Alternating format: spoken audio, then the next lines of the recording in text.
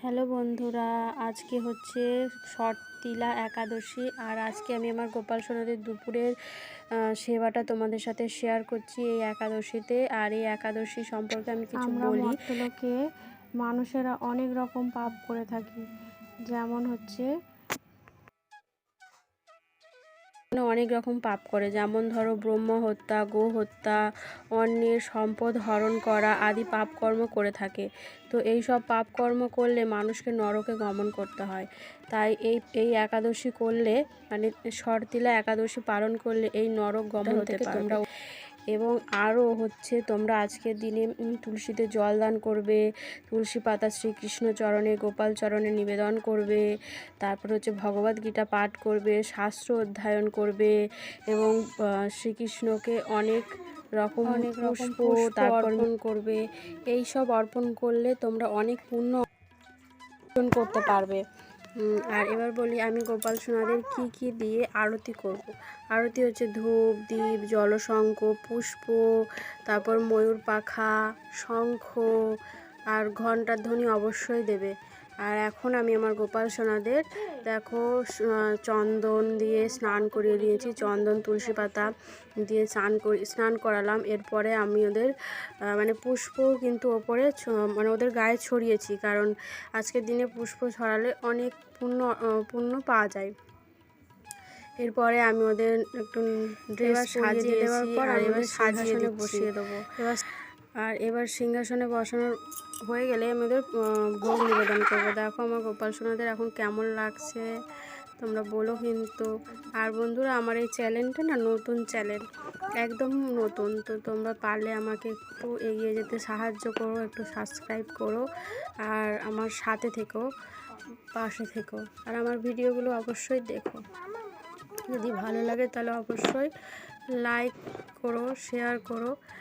তাহলে এবার আমি ওদের ভোগ নিবেদন করেছি। আর আজকে ভোগে দিয়েছি হচ্ছে ফল, আঙুর ফল আর পেয়ারা, আর অবশ্যই তুলসী পাতা, জল এগুলো অর্পণ করেছি। আর এবার আমি আরতি করে নিয়েছি, তোমরা আরতিটা দর্শন করে নাও।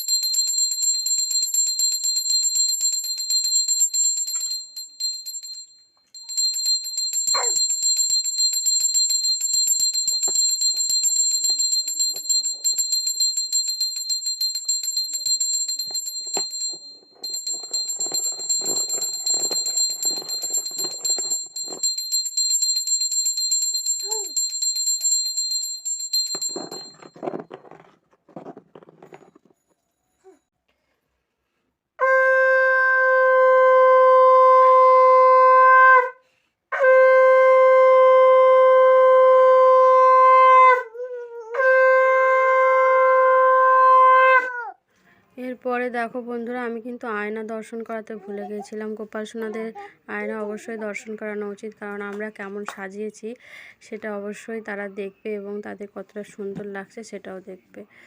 এবার দেখো ওদের আমি ভোগটা খাইয়ে দিচ্ছি একটু। আমি জানি ওরা নিজেরাই গ্রহণ করে নেয়, কিন্তু তাও আমরা একটু চেষ্টা করি খাইয়ে দেবার, যেহেতু ছোট তাই।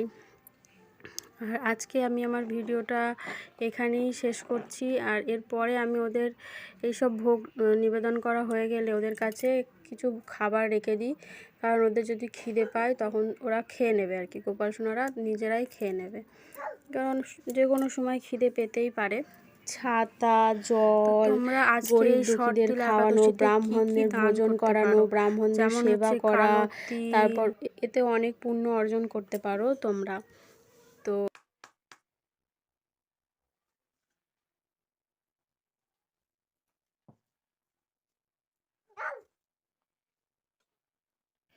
এরপরে আমি একটু জল আর খাবার দিয়ে রাখছি। খাবারে আজকে দিচ্ছি কলা, ওদের যখন খেতে ইচ্ছা করবে ওরা তখন খেয়ে নেবে। তো আজকের ভিডিওটা আমি এখানেই শেষ করছি।